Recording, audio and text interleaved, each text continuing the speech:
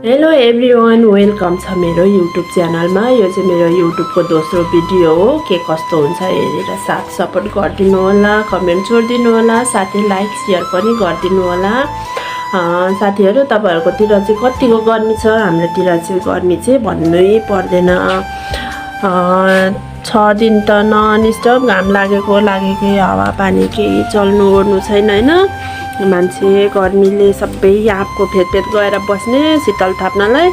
अहिले चाहिँ 2 दिन हिजो र अस्तिको दिन चाहिँ पानी परेर अलिक शीतल भएको छ। पानी परे पनि हेर्नुहोस् न घाम कस्तो छ यहाँनिर।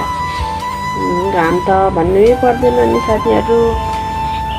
घाम यत्तिको लागे पनि हावा चल्दियो भने चाहिँ अलिक शीतल नै हुन्छ। तर के गर्नु, गर्मीले नै नसक्नु साथीहरू। आज भिडियो हेर्दै जानु, मेरो काम के कस्तो हुन्छ म तपाईँहरूलाई देखाउँछु।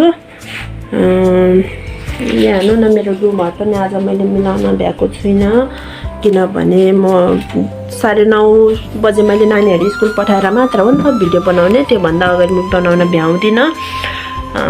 बिहान 6:30 बजे 2टा छोरी स्कुल जान्छ। उनीहरूलाई खाजा खुवाएर खाना पठाएर फेरि 9 बजे भाइलाई छोरालाई खाजा खुवाएर बनाएर पठाएर मात्रै मैले 9:30 बजेदेखि मात्र मैले घरको काम स्टार्ट गर्ने हो साथीहरू। त्यही भएर आज चाहिँ अलिक ढिलो नै भयो। त्यही पनि हेरिदिनु होला। यसको यता खसीहरू त्यो निकालिदिने।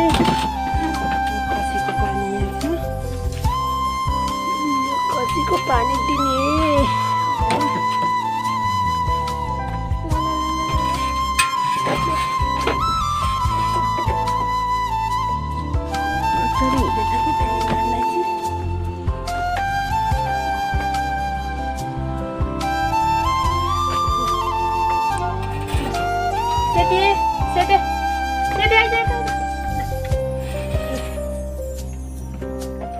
पानी खा।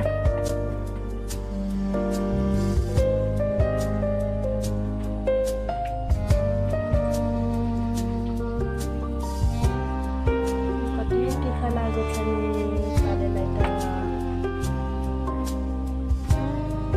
खा तपाईँ भिडियोमा आउने।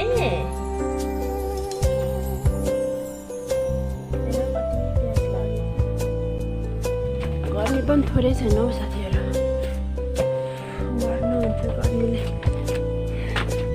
हेर्नु न घाम, तराईको कस्तो छ तराईको घाम।